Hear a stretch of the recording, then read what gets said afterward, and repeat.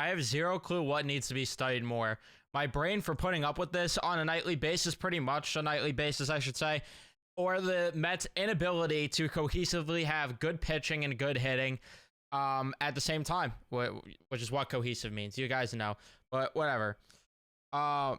Before we jump in everything, leave a like if you enjoy. Subscribe if you guys are new, especially for Met fans. Turn on your notifications so you know I upload or go live next. I'm probably going to go into a bit of a rant here because for some reason I get fed up at this, even though it's nothing new. It is nothing new from the time that I came out the womb.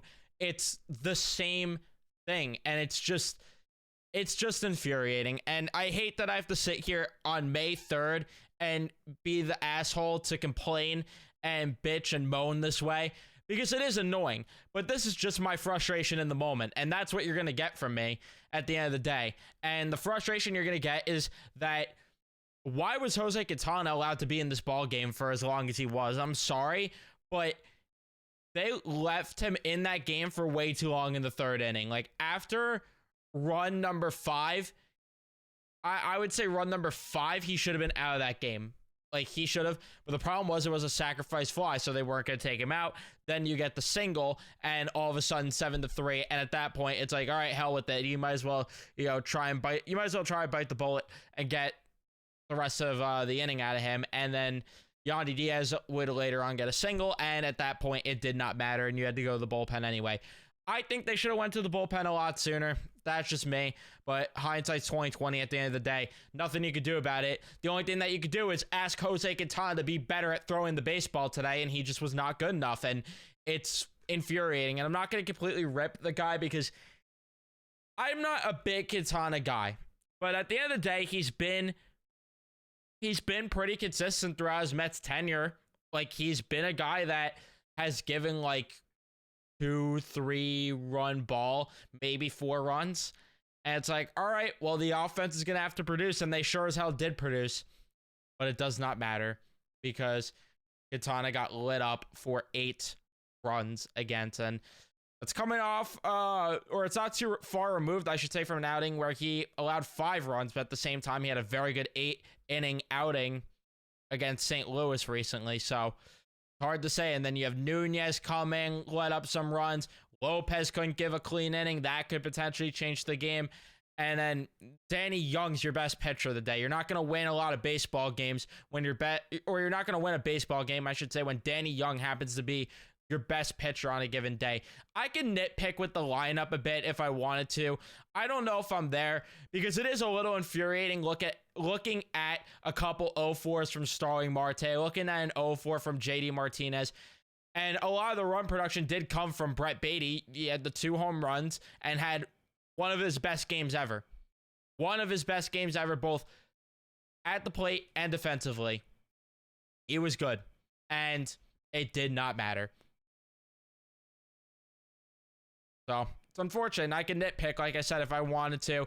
Get on Nimmo for having 3 strikeouts and getting his 1 hit when the game was already out of reach. Granted, the Mets maybe could have rallied there after that. But you have Marte. I mean, that pitch that he swung at the end of the game, what are you doing? What are you doing? At least Lindor had an RBI. Even Alonso did. But I don't know. It's hard to nitpick the lineup entirely when at the end of the day you still got 8 runs and your pitching has to be somewhat competent. It is what it is at the end of the day. You need at least half competent pitching, and the Mets in the 5th inning, they had that rally, and it's annoying that they couldn't keep it going even. That's a spot where I would have loved to have seen JD Martinez crank his first home run as a Met. Tell you that, but not what happened. And what happened is that Quintana got his tits lit. The Mets offense did good, but didn't have enough to counter. There's really not a lot to dissect with this game at all. I do want to look at the Savant page, though, because I'm curious, because I'm a geek, and see like what it looked like for Jose Quintana, and just see this nightmare. Like, this makes no sense, actually. His velocity was up today, and his spin was up on every single pitch. It was location. which is pretty obvious though too, because he was hanging curveballs left and right. So it was pretty obvious that was location, but I was curious if anything was down today in terms of spin and stuff like that. Apparently, it was just a location thing. So that's your answer as to why he stunk up the joint. And outside of that, I pretty much got nothing else. The only thing that I could nitpick outside of this, it's annoying that the Mets, I feel like, have gotten away from their aggressive base running a bit at times, but what are you going to do? Like, they didn't even generate too many base runners in these innings. Like, a lot of it was that 5th inning where they had all their offense going. And, of course, the 2nd inning. Outside of that, they didn't really generate a lot of base runners, so it's hard to be mad at that, but it is something that has been bothering me that, you know, they've kind of been cutting back on as of lately. But again, what are you going to do about it? Like, I'm beyond the point of anger, to be honest with you. I'm beyond the point of losing my mind over this because it's expected. Meanwhile, I'll be back here tomorrow, probably doing the same thing when Christian Scott gives, you know, 6-7 innings of 1-2 earned run ball, and either the bullpen blows it or the lineup scores like 1 run. And, you know, Christian Scott unfortunately lets up like 1 or 2 runs. That's just the unfortunate part, but I hope that I'm wrong.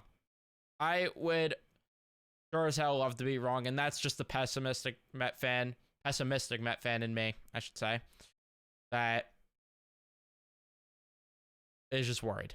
But that's going to be it for me. Leave a like if you enjoyed. Subscribe if you guys are new, especially if you're Met fans. Turn on your notifications so you know I upload or go live next. I'll see you guys in the next one.